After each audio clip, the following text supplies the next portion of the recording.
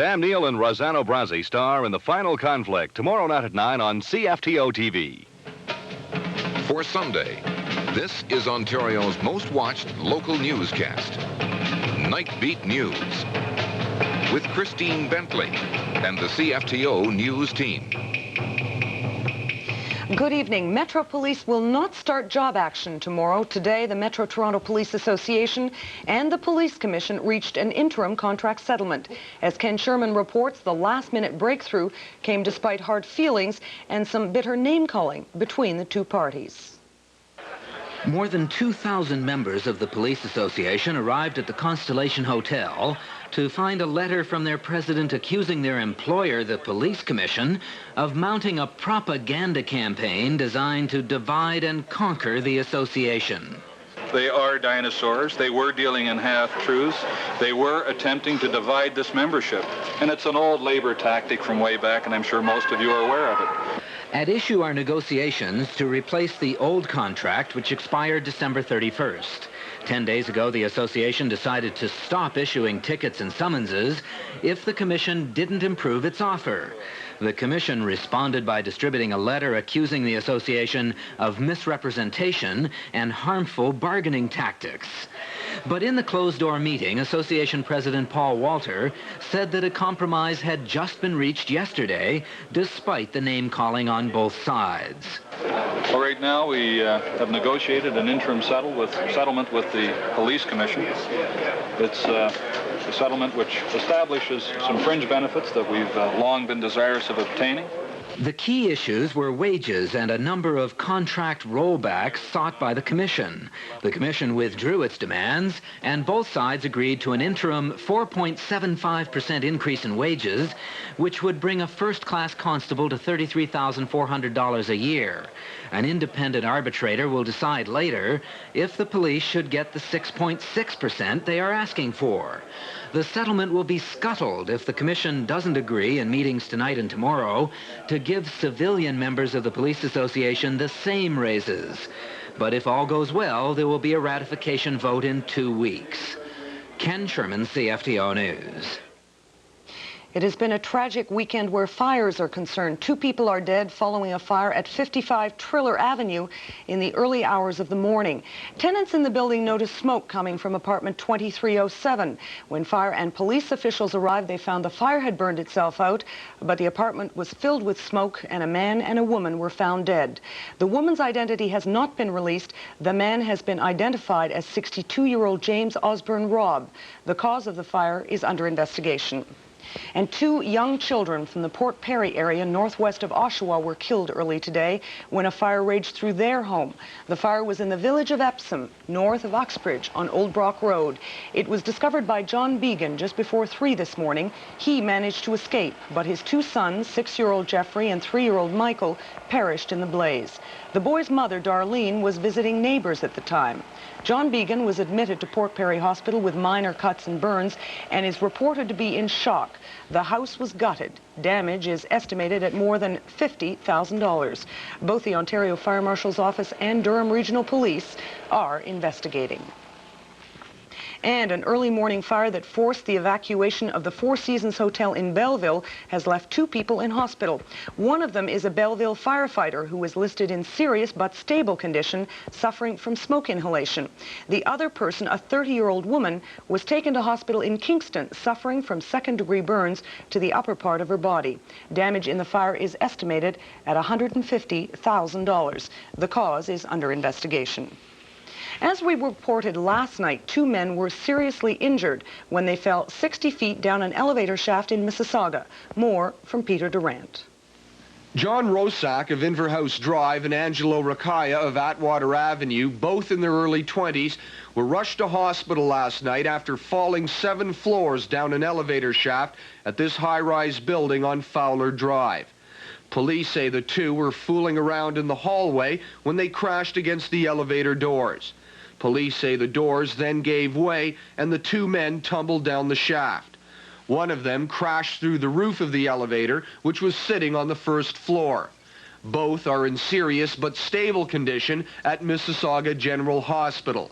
An investigator with the Ministry of Consumer and Commercial Relations says the accident was not the result of a malfunction, but horseplay.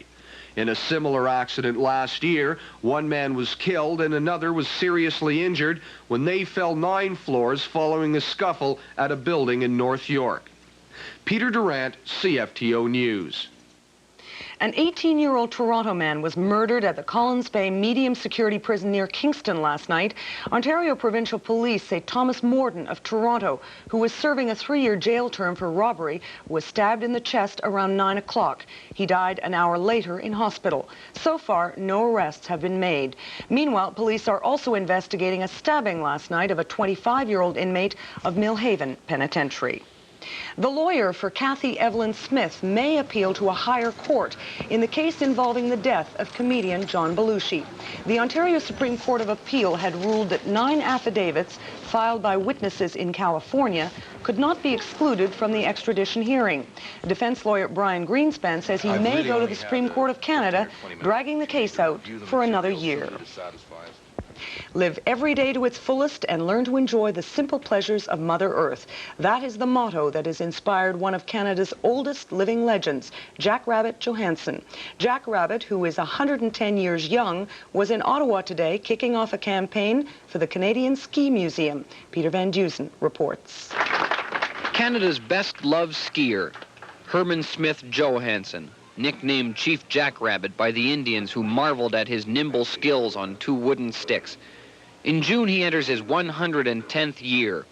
Skiing has been his life, and he insists that what has been good for him is good for everyone.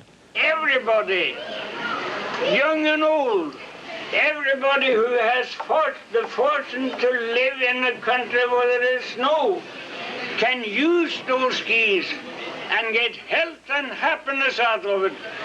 All thanks to what the Ski Museum is doing. Good luck to you.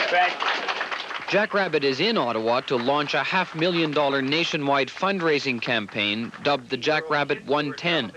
The money will be used to rent larger quarters for the Canadian Ski Museum to preserve the heritage of yesteryear and the heroes of today.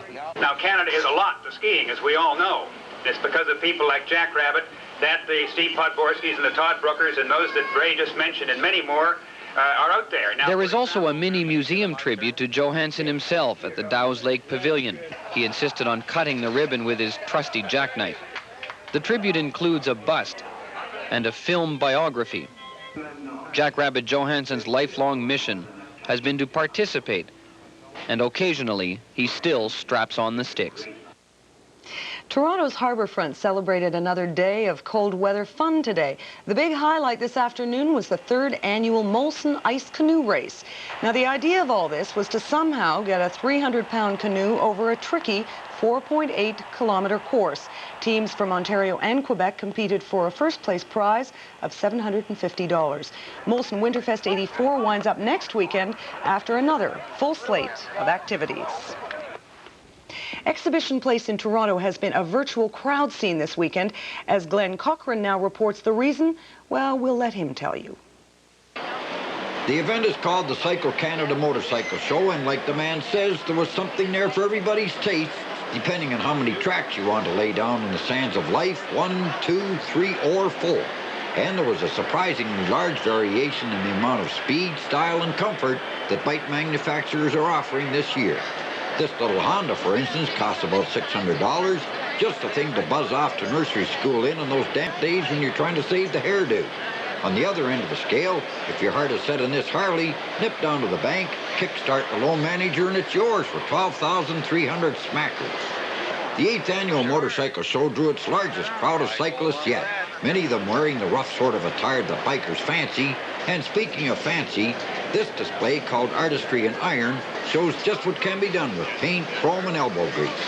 Motorcycle shows have been around a long time, of course, and there's been a subtle change in emphasis over the last few years. The machines are as fast as the law allows now, so more attention is being paid to durability. BMW is offering a 3-year unlimited mileage warranty, for instance, and safety. Many of the displays at this year's show focused on driver education, and the clothing, in addition to looking attractive, is also sold on the merits of its safety and practicality. But access to the open road that only a motorcycle brings is still the biggest reason for the large turnout this weekend. And that appeal creates a bond of man and machine that often reaches quite touching heights of affection. Glenn Cochran, CFTO News. And I'll be back with the weather in just a few moments after this short break.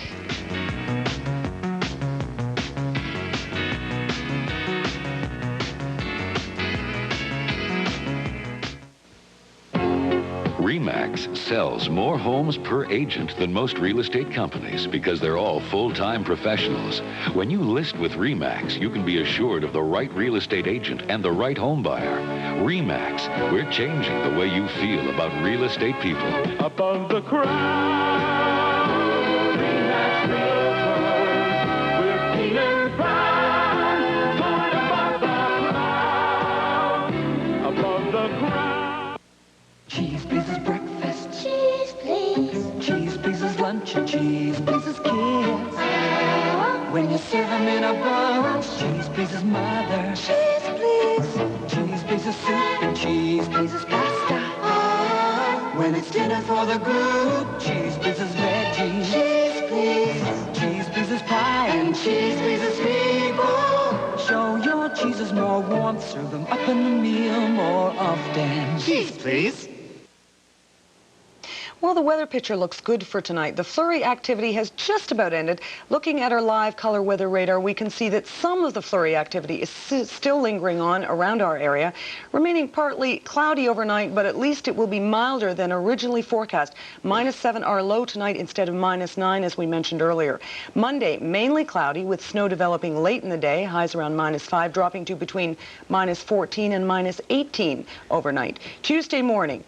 Tuesday, we'll see mainly sunny skies. By Wednesday, though, clouds and possible flurries moving our way, although it will be milder. Thursday, again cloudy with the chance of flurries. Our high today was +1. The barometric pressure is now 100.8 kilopascals and rising. The humidity 82%, and our current temperature is -3 degrees. And Dan Matheson will have the sports right after this.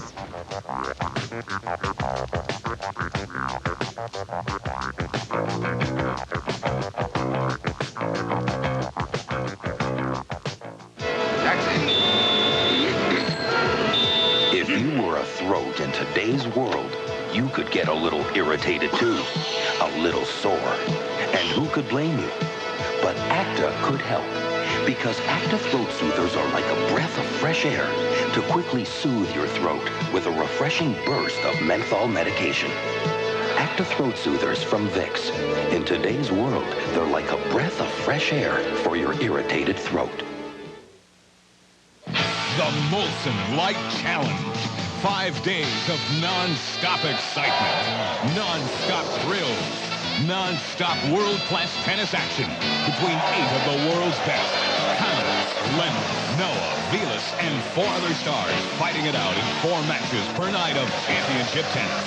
The Molson Light Challenge, a world-class event. February 1st to 5th, Maple Leaf Gardens. Tickets advance or call 698-BASS and charge it. There's another side to this world, in the South Pacific. CP Air flies from Toronto to Australia and Fiji, with convenient connections onto New Zealand. And whether you're flying Royal Canadian class on business or traveling on a budget, you'll be comfortable in the knowledge that for the same price as any ordinary airline, you're flying CP Air. Ask your travel agent to call us first. Now, take a close look at cold relief. This, all by itself, can relieve your sinus pressure and congestion. This is half a Dristan tablet. Only half. The other half, all by itself, can relieve the pain in your head or sore throat. So consider the combined power in a whole Dristan tablet. What the yellow half won't do, the white half will. Dristan, combined power. And now with the sports report, here's Dan. Thank you very much, Christine. Good evening, everyone. The big news in Toronto today is what did not happen. Leaf owner Harold Ballard, after making all that noise about coach Mike Nicolak Friday and then sitting through 2 dreadful losses where the Leafs looked just hopeless, outscored 14-1 by the Washington Capitals, did not fire Coach Mike Nickluck. And this man really is under siege. The team has just one win in '84, one win in their last dozen games. The club is not playing very good hockey. They are undisciplined and dispirited. Those are generally perceived to be coaching problems. Ballard suggests that Mike may be too nice a